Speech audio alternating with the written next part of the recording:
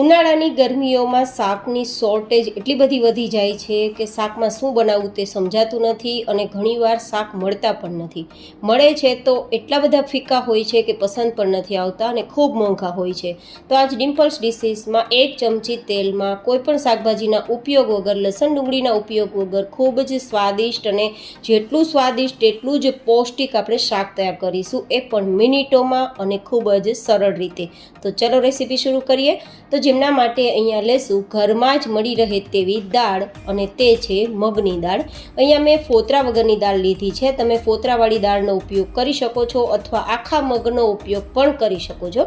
હવે આપણે 1 કપ જેટલી લીધેલી દાળને ધોવાની છે, કારણ કે દાળની અંદર કચરો હોય છે. તો 1-2 ગ્લાસ જેટલું પાણી ઉમેરશું અને પછી તેને સાદા પાણીથી ધોઈ લેશું.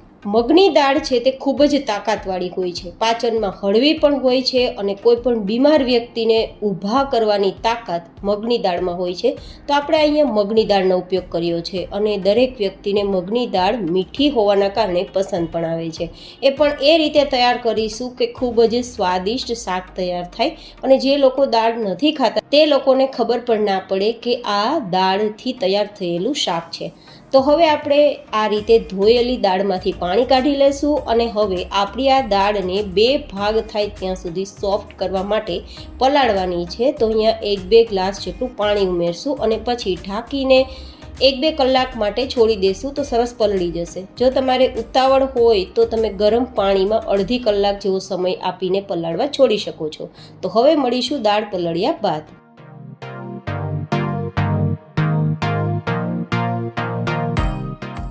મેં અહીંયા સમય હતો તો 2 કલાક માટે દાળ પલાળીને રાખી હતી.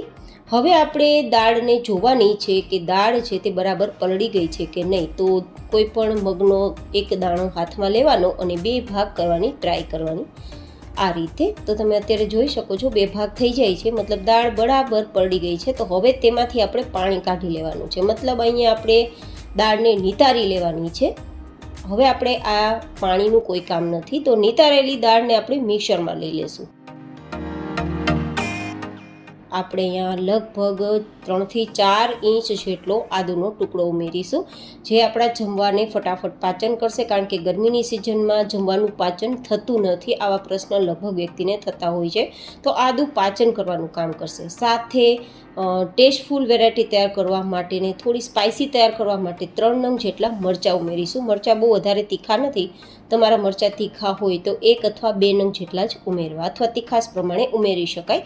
તો આ 3 સામગ્રીને હવે આપણે પાણીના ઉપયોગ વગર પીસવાની છે અને એકદમ સરસ પેસ્ટ તૈયાર કરવાની છે. તો આ રીતે આપણે પીસી લઈશું અને ટેક્સચર પીસ્યા બાદ તેનું આવું આવશે, તમે જોઈ શકો છો. જો પાણી ઉમેરશું તો એકદમ સોફ્ટ થઈ જશે અને આપણે એકદમ સોફ્ટ આપણી પેસ્ટ તૈયાર નથી કરવાની. આટલી થિકનેસવાળું જ આપણું આ રીતનું બેટર હોવું જોઈએ. હવે આપણે અહીંયા સ્વાદ પ્રમાણે નમક ઉમેરશું. માત્ર આ પેસ્ટ કે બેટર જેટલું જ નમક, એટલે અડધી નાની ચમચી જેટલું નમક ઉમેરવાનું છે અને પછી હાથની મદદથી 1-2 મિનિટ માટે આપણે એક જ ડાયરેક્શનમાં ફેટવાનું છે, જેથી આપણે સોડાના ઉપયોગ વગર આ વેરાયટી તૈયાર કરી શકીએ. જો આ રીતે ફેટશો ને તો સોડા વગર પણ આપણી વેરાયટી અંદરથી એકદમ ફ્લફી એન્ડ સોફ્ટ બનશે. સોડાના ઉપયોગથી વેરાયટી અનહેલ્ધી થઈ જાય છે અને અનહાઇજેનિક થઈ જાય છે. તો આપણે અહીંયા હેલ્ધી વેરાયટી તૈયાર કરવા માટે થોડી મહેનત કરશું, પણ સોડાનો ઉપયોગ નહીં કરીએ. તો હવે આ ફેટેલું બેટર સાઈડમાં રાખી દઈશું અને આ જ મિક્સર જારની અંદર આપણે ગ્રેવી તૈયાર કરવા માટે 2 થી 3 નંગ જેટલા મરચાંના ટુકડા ઉમેરીશું અને 2-3 ઇંચ જેટલો આદુનો ટુકડો ઉમેરી દઈશું. અને આપણે અહીંયા લસણ ડુંગળીનો ઉપયોગ નથી કરવાના. તો ગ્રેવી માટે હું અહીંયા 2 નંગ જેટલા ટમેટાનો ઉપયોગ કરું છું. ટમેટા પણ લગભગ ઘરમાં મળી જ રહે અને ઉનાળાની સિઝનમાં પણ ટમેટા તો તમને માર્કેટમાં મળી જ રહે. તો આ રીતે મેં ઉપયોગ કરેલો છે. તો હવે તેની આપણે ગ્રેવી તૈયાર કરી લઈશું. તો આપણી ગ્રેવી તૈયાર થઈ ગઈ છે. તો અત્યારે ગ્રેવીને સાઈડમાં રાખી દઈશું અને હવે આપણો સમય છે તડકાનો. તો આપણે એક પેન લીધી છે અને તેમાં 1 ચમચી જેટલું આપણે તેલને ગરમ કરીશું. અહીંયા એકદમ ઓછા તેલમાં આપણી શાકની વેરાયટી તૈયાર થાય છે. તો હેલ્થ કોન્શિયસ વ્યક્તિઓ માટે પણ બેસ્ટ રહેશે આજની વેરાયટી, આજનું શાક. તેલ ગરમ થાય ત્યારે થોડા મીઠા લીમડાના પાન અને થોડા સૂકા લાલ મરચાં આપણે ઉમેરીશું. થોડી રાઈ અને જીરું પણ ઉમેરી દઈશું. અહીંયા ખડા મસાલા તમારી પસંદ પ્રમાણે ઉમેરી શકો છો. લાલ મરચું જે સૂકું ઉમેરેલું છે તે ઉમેરવું ટોટલી ઓપ્શનલ છે. સાથે આપણે થોડી હિંગ પણ ઉમેરી દઈશું. જો તમે લેતા હોય તો ઉમેરજો, અધરવાઇઝ સ્કીપ કરી શકો છો. અને પછી આપણે જે ગ્રેવી તૈયાર કરી છે ને, આદું, મરચું અને ટમેટું, તે ઉમેરી દઈશું અને એકવાર મિક્સ કરી દઈશું.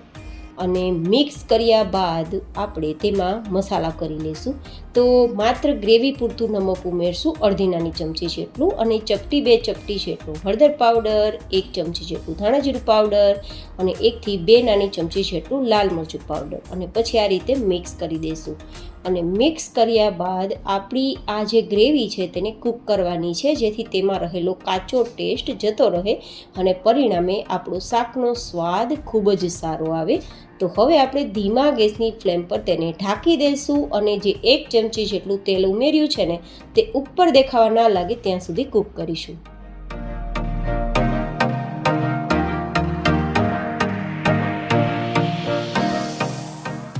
તો 1-2 મિનિટ જેવો સમય થઈ ગયો છે અને હવે સમય છે ચેક કરવાનો.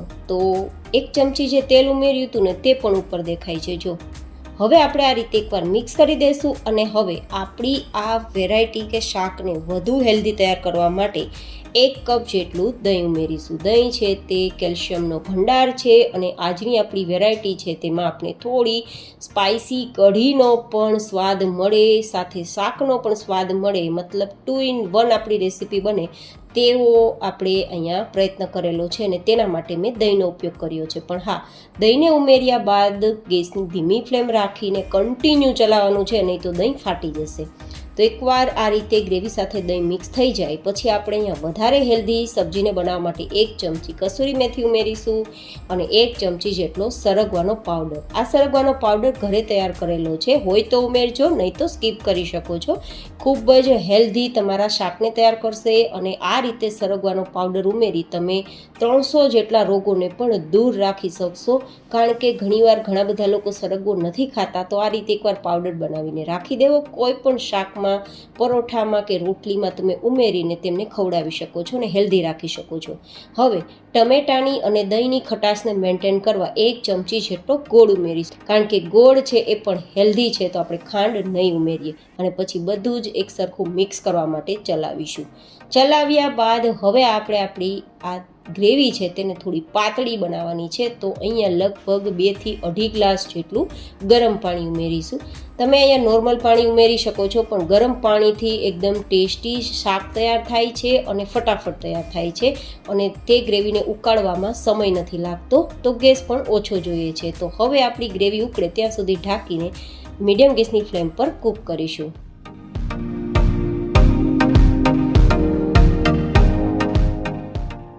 એક જ મિનિટમાં આપણી ગ્રેવી છે તે ઉકળી ગઈ હશે, કારણ કે ગરમ પાણી ઉમેરેલું છે ને, તો ગ્રેવી ઉકળતા સમય નહીં લાગે.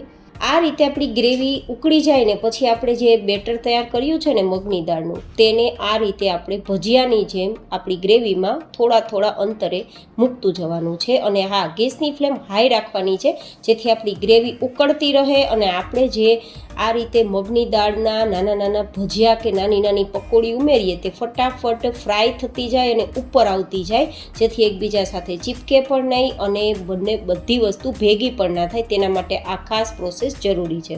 હવે એકવાર આ રીતે બધી જ પકોડી કે ભજીયા ઉમેરાઈ જાય પછી ગેસની ફ્લેમ મીડિયમ કરી દેવાની, ઢાંકીને લગભગ 5 મિનિટ માટે થવા દેવાનું.